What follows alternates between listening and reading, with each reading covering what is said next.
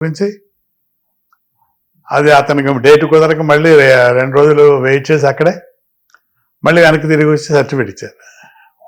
What is happening?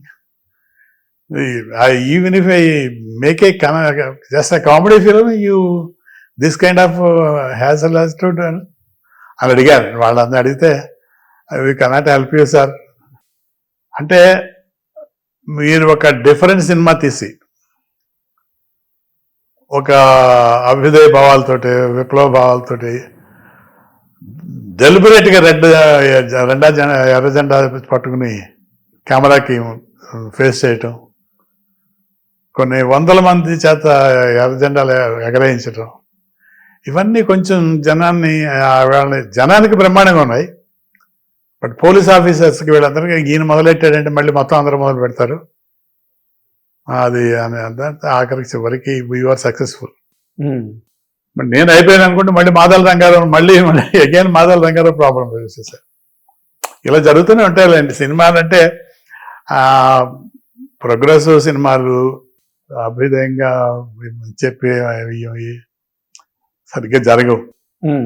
అంటే మీ తర్వాత మాదల రంగారావు ఆయన స్టార్ట్ చేశారు. మాదల రంగారావు తర్వాత నారాయణమూర్తి గారు చేస్తున్నారు. ఇప్పుడు ఇది ఒక్కొక్క జనరేషన్ ని రిప్రజెంట్ చేస్తూ వచ్చారు తప్పితే అందరూ కలిసి మీ కైండ్ ఆఫ్ ఫిల్మ్స్ రెగ్యులర్ గా రావడానికి ఎక్కడో స్కోప్ కనిపించట్లేదా?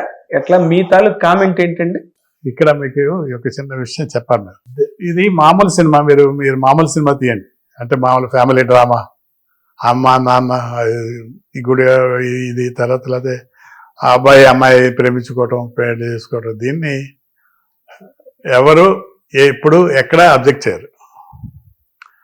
బట్ ఇక్కడికి వచ్చేసరికి ఏంటంటే నేనేమన్నాను, జాతర అనగానే మనకి కనిపించేది ఏంటంటే బానిసత్వం పుట్టినప్పుడే పోరాటం పుట్టింది, అది అంతయ్యే వరకు ఇది సాగుతూనే ఉంటుంది. ఆ క్యాప్షన్తో పాటు సినిమా వస్తుంది. ఇక క్యాప్షన్ అన్న తర్వాత ఊరుకుంటాడు వాడు. ఎందుకు ఊరుకుంటారు? ఊరుకుంటాడు. పాజిటివ్గా తీసుకున్నాం. దీంట్లో తప్పేమన్నా ఉంటే చెప్పండి, నేను చేసుకుంటానంటే అదే అలా కదా వాడు పాప ఆయన. సరే ఎనీవే లాస్ట్లో వి గాట్ ఇట్. అప్పుడు తీసిన జాతరకి ఇప్పుడు తీసిన సినిమా దాంట్లో ఇన్ఫ్లుయెన్స్ వచ్చేసింది. అదే సినిమా ఆల్మోస్ట్ ఏ సినిమా సార్? రంగస్థలం. చెప్పుకున్నారు, వాళ్ళు చెప్పుకున్నారు. యూట్యూబ్ నిండా పుంకాల కింద వచ్చినాయి అన్ని. అది వాళ్ళు నేనేం మాట్లాడు. అరవింద్ గారు సత్యం గారు ఒకసారి వస్తారు ఆఫీస్కి అని అడిగాడు ఆయన. నేను ఒకసారి సినిమా చూడండి అన్నాడు. నేను అప్పుడు నా వైఫ్ బతికుంది అప్పటికి. అప్పుడు నా వైఫ్ని తీసుకెళ్ళి తీసుకెళ్ళి సినిమా చూస్తున్నా ఇద్దరం. ఒక 10 minutes సినిమా అయ్యేసరికి నా వైఫ్ ఏం అడిగిందంటే, జాతర వస్తుంది ఏంటండి అని. జాతరే కాదే బాబు, ఇది రంగస్థలం. రంగస్థలం. ఓ రంగస్థలం సర్లేండి అని చెప్పాను. మాట్లాడి సినిమా గురించి ఏం మాట్లాడగని చెప్పాను.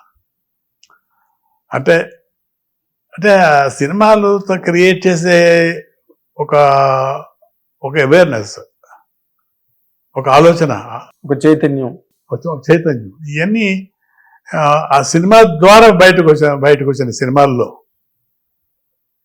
అంతకుముందు కూడా సినిమా తీశారు. బట్ విషయం చెప్పడం కాస్త భయపడ్డారు. బట్ నేను భయపడలేదు. ఏ సినిమాని ఆ సినిమాలాగే తీశాను. రంగా సినిమాలాగే తీశాను. ఎర్రమల్లిలాగే తీశాను. అవును, దాని వేరే, అది వేరే, ఇది వేరే. డైరెక్టర్ ఒకటే, ఇమోషన్ ఒకటే, కంటెంట్ వేరు. కానీ ఇప్పుడు జాతరలో చిరంజీవి గారు చేయాల్సి ఉంది కదా. జాతర సినిమాలో చిరంజీవి హీరో. అవును, చిరంజీవి హీరో తమ్ముడు శ్రీధర్, నాగభూషణ్ గారు మెయిన్ విలన్. మాడా గారు ఆ రోజుల్లో వెలుగుతున్న కమెడియన్. ఆయన మాడా గారు ఆ సినిమాలో comedian. P L Narayana, Veerabhadra first సినిమా అది, వీరభద్ర గారి. తర్వాత ఇలాగా అందరూ అనుకుని చేసిన సినిమా అది మొత్తం. అందరూ అఫ్కోర్స్ కథ నాది, డైరెక్షన్ నాది, అన్నీ నాది. అది అయితే ఆ సినిమా ఏమైందంటే కొంతమందికి, పెద్ద మనుషులకి కొంచెం ఇబ్బంది పెట్టాడు. ఎలా ఫస్ట్ సినిమా చేస్తాను నా కెరీర్లో నా ఫస్ట్ సినిమా అది. అలాగే చిరంజీవి కెరియర్లో యాజ్ అ హీరో ఫస్ట్ సినిమా అది. అంటే మా సినిమా లేట్గా వచ్చింది. దాంతో ఆటోమేటిక్గా ఇంకో సినిమా ఫస్ట్ సినిమా అయింది చిరంజీవికి.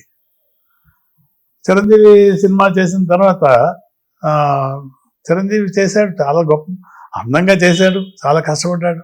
ఇంక ఈ ఊళ్ళో ఇలాంటి దిక్కుమాలి చావులు ఉండకుండా, ఇలాంటి ఘటనలు జరగకుండా మీరంతా ఒకటి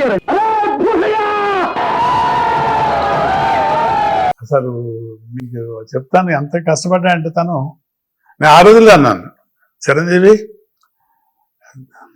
నువ్వు దేశాన్ని వెళ్తావు, గ్యారంటీకి దేశాన్ని వెళ్తావు, చూస్తావు చూడాలని అని చెప్పాను. వద్దన్నా వద్దన్నా నాకు ఒక 5 సీన్లు వేషం వేయాను చాలు, మళ్ళీ ఇంకో సినిమాలు అన్నా. అవన్నీ కాదు, యూ విల్ బి హీరో, డౌటే లేదు, అనుమానం లేదు. Not only that, sensation create చేస్తాను, నీకు అంత కాన్సన్ట్రేషన్ ఉంది.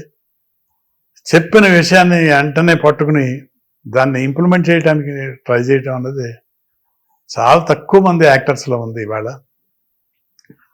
You did a wonderful job సినిమాలో అని చెప్పాను. చాలా సంతోషపడ్డాడు. తర్వాత తను సక్సెస్ అయిన తర్వాత తను చెప్పాడు, కంగ్రాచులేషన్ చెప్పాడు, నేను ఆనందపడ్డాను. బట్ జరిగింది ఏంటంటే అండి, చిత్ర పరిశ్రమ కొంచెం ఇబ్బంది పెట్టింది ఆ సినిమా. ఎందుకు అండి? అది హీరో లేదు, హీరోయిన్ లేదు, విలన్ లేడు, ఇలాగా రకరకాల క్యారెక్టర్స్ ఉన్నాయి తప్పితే మా రొటీన్ ఫార్ములా ప్రకారం ఏవీ లేవు. దాంతో కొంతమందికి ఇబ్బంది కలిగింది. మరి రేపొద్దున మనం సక్సెస్ అయితే ఏంటి అంటే సక్సెస్ అవ్వకూడదా ఆ సినిమా, అలాంటి సినిమాలు సక్సెస్ అవ్వకూడదా అని ఇవన్నీ ఆర్గ్యుమెంట్స్ ఇవన్నీ పడ్డాయి, డిస్కషన్స్. మా గురుగారు కూడా దాన్ని వ్యతిరేకించారు, దాసనారాయణరావు కూడా వ్యతిరేకించారు. ఏంటి సినిమా ఇది, మేమంతా కూడా మేము నిన్ను ఫాలో అవ్వాలా అని ఇలాగంటే పెద్ద పెద్ద మాటలు మాట్లాడాడు ఆయన. సరే నేను అసలు నేను నమ్మేది ఈ సినిమా తీస్తే బాగుంటుంది అనుకున్నాను. ఆడినా ఆడకపోయినా, ప్రేక్షకులు చూసినా చూడకపోయినా ఇదే నా సినిమా, అంతే. That's all. ఇక ఇంకా దాని గురించి డిస్కషన్ లేకుండా చేశాడు. తర్వాత మళ్ళీ అందరూ కదిలింది ఎప్పుడంటే చైతన్య రథం సినిమా కూడా. కానీ మీరు మధ్యలో ఒక పాయింట్ మిస్ అయ్యారు. చైతన్య రథం గురించి చెప్తారు కానీ, అరవింద్ గారు మీకు ఎందుకు సినిమా చూపించారు రంగస్థలం? అరవింద్ గారు నాకు ఏం చూపించలేదండి. మరి ఎవరు చూడమన్నారు. ఎందుకు చూసారా రంగస్థలం చూసారా అని అడిగాడు ఒక పెళ్లిలో కలిసినప్పుడు. చూడలేదండి అండి. నేను నాకు తిక్క ఉంది, చూడాల్సింది గొప్ప సినిమా అన్నాను. అది ఇలాంటి తిక్క మాటలు అంటూ ఉంటాను నేను. ఎలాంటిదో ఒకసారి చూడండి అన్నాడు ఆయన. తక్కువడేం కాదు. అరవింద్ గారు నేను కలిసినప్పుడు తప్పనిసరిగా ఏదో పంచి ఒకటి వస్తుంది.